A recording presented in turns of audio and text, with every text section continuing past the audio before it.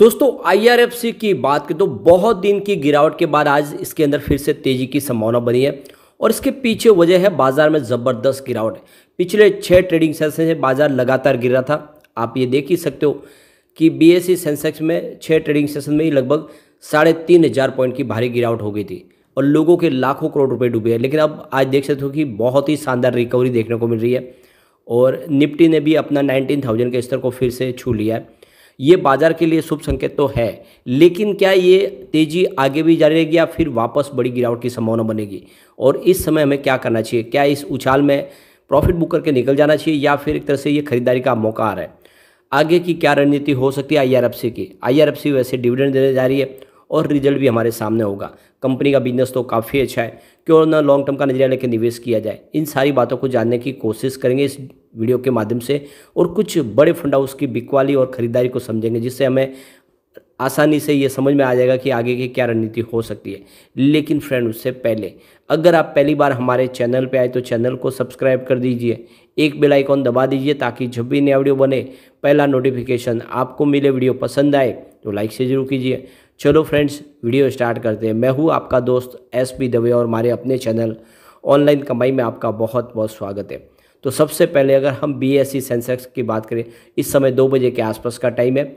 BSE Sensex 63,824 के स्तर पर है, जहां पे 676 पॉइंट की ज़बरदस्त तेज़ी बनी हुई है, यानी 1.07% अपर है बीएसई सेंसेक्स। तो बहुत ही शानदार तेज़ी, सुबह शुरुआत लगभग 400 पॉइंट से हुई थी, लेकिन अब ये तेज़ी और बढ़ रही है।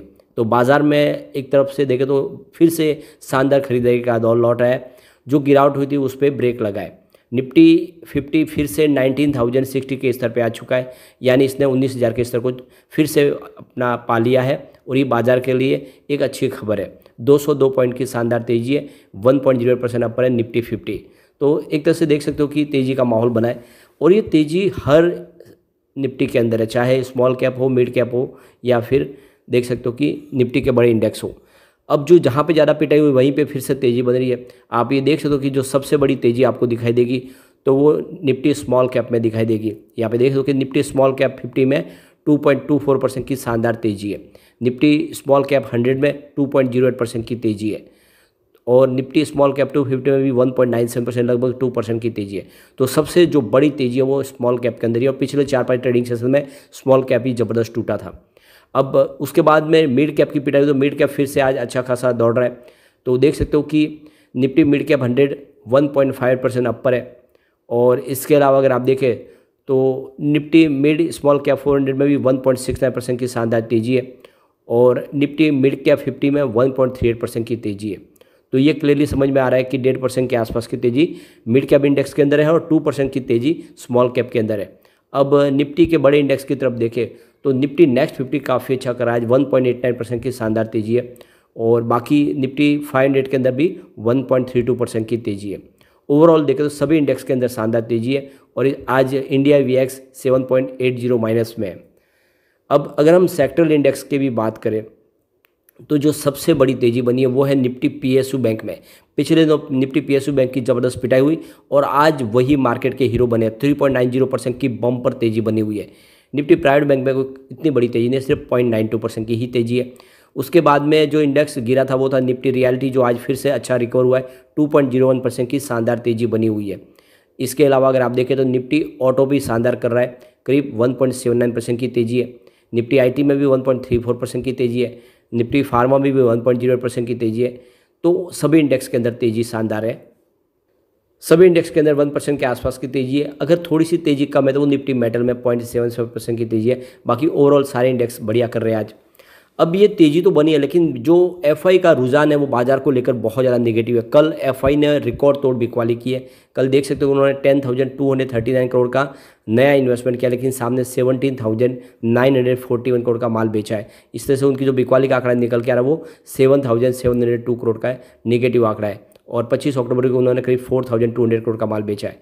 सिर्फ 2 ट्रेडिंग सेशन में 11,000 से लेकर 12,000 करोड़ की बिकवाली की है और ये बड़ी अमाउंट है और इसीलिए कह सकते हैं कि बाज़ार अभी भी इतना हमें बुलिश नहीं दिख रहा है जब तक एफआई बाज़ार में फिर से खरीदार न बने।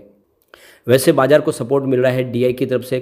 कल डीआई ने काफ़ी अच्छा बाजार को संभाला, 13,600 करोड़ का नया इन्वेस्टमेंट किया, सामने 7,042 करोड़ की बिकवाली की। तो उनकी जो खरीदारी का आंकड़ा निकल कर आया वो 6,558 करोड़ पॉजिटिव था, और इसी वजह से अंत में बाजार कल रिकवर भी हुआ। आप देखिए भले ही 900 पॉइंट की गिरावट हो, इंडेक्स में गिरावट आपको दिखाई देगी, लेकिन मिड कैप स्मॉल कैप कल ही रिकवर हो गए थे अच्छे खासे। अब IRFC की बात करें, स्टॉक की शुरुआत आज 71.40 पर हुई, तो शुरुआत पॉजिटिव हुई क्योंकि कल की क्लोजिंग 70.20 के आसपास थी। इंट्राडे में 70.45 का लो भी बना, लेकिन ये देख सकते हो कि गिरावट पूरे दिन में बिल्कुल नहीं हुई। जो हाई है वो 73.15 का है, तो काफ़ी अच्छा स्टॉक ने दौड़ लगाई। अभी इस समय 72 के आसपास, जहाँ पे 2.56% की तेज़ी बनी हुई है। वैसे कल भी सारी गिरावट थम चुकी थी, रिकवरी कल भी हमने देखी है काफ़ी अच्छी। अब इसकी परफॉर्मेंस आप देख सकते हो, 19 अक्टूबर को स्टॉक 77.60 के आसपास था, 0.1% की तेज़ी बनी थी। लेकिन 20 अक्टूबर को स्टॉक की क्लोजिंग 77.05 के आसपास रही, जहाँ पे 0.7% की गिरावट हुई। 23 अक्टूबर को बहुत भारी गिरावट हुई, स्टॉक आ गया 72.20 के आसपास, 6.3% की बड़ी गिरावट के साथ। 25 अक्टूबर की बात करें, क्लोजिंग 70.30 के आसपास, जहाँ पे 2.6% की गिरावट हुई, और 26 अक्टूबर को स्टॉक 0.1% की गिरावट के साथ 70.20 के आसपास क्लोजिंग दी। तो कल इंट्राडे में तो 5-6% की गिरावट हुई, लेकिन सारी गिरावट रिकवर हुई और अंत में लगभग फ्लैट क्लोजिंग दी, और आज इसने एक शानदार प्रदर्शन किया है। अब एक बड़ी अपडेट निकल के आ रही है, छत्रपति शिवाजी महाराज टर्मिनस जो मुंबई का एक हेरिटेज रेलवे स्टेशन है, उसका अब फिर से रीडेवलपमेंट होना है। और इसके लिए आप देखें तो यहाँ पे मैस ग्लोबल कंसल्टेंसी और कंस्ट्रक्शन फर्म ने यहाँ पे पार्टनरशिप की है सिस्तारा के साथ में। दोनों मिलके इस वर्ल्ड हेरिटेज स्ट्रक्चर को, उसी को बिना नुकसान पहुँचाए रीडेवलप करेंगे, क्योंकि यह 1887 में बना ब्रिटिश काल में रेलवे स्टेशन है, और उसकी जो हेरिटेज लुक है उसको बना के रखना है, और उसमें एक मॉडर्न टेक्नोलॉजी से उसको लेस करना है। इसके लिए ये बहुत बड़ा टास्क है, इसीलिए एक टेक्निकल टीम ये पूरी आपने देखिए हायर करते हुए दिखाई देगी। दोनों मिलके बहुत ही मजबूत, इनके पास एक्सपीरियंस है। इस रेलवे स्टेशन को रीडेवलप करना बहुत टेढ़ी खीर है, क्योंकि उसमें देखें तो उसका जो यूनेस्को द्वारा उसको वर्ल्ड हेरिटेज की साइट का जो एक तमगा दिया गया है, उसको बनाए रखना है। उसमें आप देख सकते हो किसी प्रकार की छेड़छाड़ नहीं करे, और उसको रीडेवलप भी करना है। तो उसकी हिस्टोरिकल जो वैल्यू है उसको बनाए रखना है, और इसीलिए ये प्रोजेक्ट बहुत डिफ़िकल्ट और टफ है। आने वाले समय इसको किस तरह पूरा करना होगा देखना होगा। अब IRFC की बात करें तो कंपनी अपना डिविडेंड का ऐलान करेगी 2 नवंबर को, और साथ में कंपनी रिजल्ट का ऐलान भी करेगी। तो इस समय आप अगर खरीदारी करते हो तो आपको डिविडेंड मिलेगा बिल्कुल, क्योंकि अभी इसकी रिकॉर्ड डेट नहीं आई है, और कंपनी काफ़ी बेहतर रिजल्ट भी ला रही है। ऐसे में लॉन्ग टर्म इन्वेस्टर के लिए बहुत अच्छा मौका है कि IRFC में खरीदारी करें। आप देखते हो कि जैसे बाजार ने बाउंस बैक दिया, ये स्टॉक ने भी दौड़ना शुरू किया है। 92 इसका हाई था, उस हिसाब से देखे तो इसमें कम से कम देखे तो 20 रुपये आपको डिस्काउंट में स्टॉक मिल रहा है ऊपर की प्राइस से, तो इन्वेस्टमेंट किया जा सकता है। अब यहाँ पे IRFC में HDFC बैंक ने बहुत सारा इन्वेस्टमेंट किया, अलग अलग उसके जो म्यूचुअल फंड है वो काफ़ी ज़बरदस्त निवेश कर रहे हैं। HDFC balance advantage fund growth ने यहाँ पे 64,319 करोड़ का भारी इन्वेस्टमेंट किया है। HDFC large and mid cap fund ने भी 11,810 करोड़ का इन्वेस्टमेंट किया है। HDFC डिविडेंड यील्ड फंड ने 3,763 करोड़ का इन्वेस्टमेंट किया है। HDFC हाइब्रिड डेट फंड ने भी 2,893 करोड़ का इन्वेस्टमेंट किया है, और पराग पारिक कंजर्वेटिव हाइब्रिड फंड ने भी 1,579 करोड़ का इन्वेस्टमेंट किया। तो आप देख सकते हो कि HDFC बैंक ने बहुत ज़बरदस्त निवेश किया है। अब कुछ डील की तरफ चलते हैं, तो सुबह 9:15 पर 71.90 की प्राइस से 4,18,000 शेयरों की एक बिकवाली हुई। फिर 9:15 पर उसी समय 72.10 की प्राइस से 6,50,000 शेयरों की शानदार खरीदारी हुई। फिर 9:16 पर 71.85 की प्राइस से यहाँ पे 3 लाख शेयरों की बिकवाली हुई।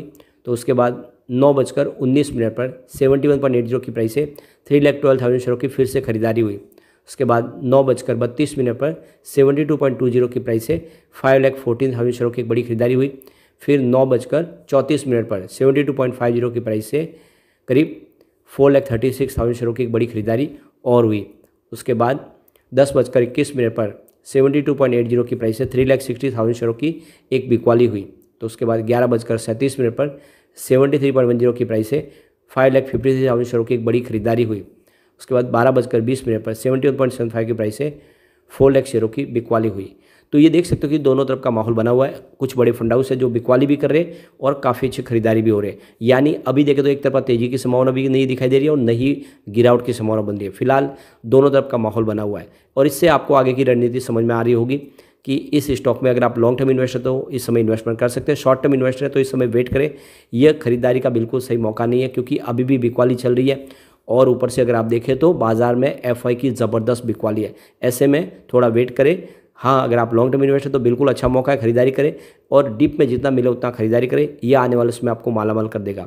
लेकिन फ्रेंड, कोई भी इन्वेस्टमेंट करने से पहले अपने फाइनेंशियल एडवाइजर के बारे में ले ले या अपना खुद का रिसर्च करें, क्योंकि मैंने वीडियो आपके एजुकेशनल पर्पज़ के लिए ही बनाया। वीडियो पसंद आए तो लाइक से जो कीजिए और चैनल को सब्सक्राइब कर दीजिए। Thank you friend.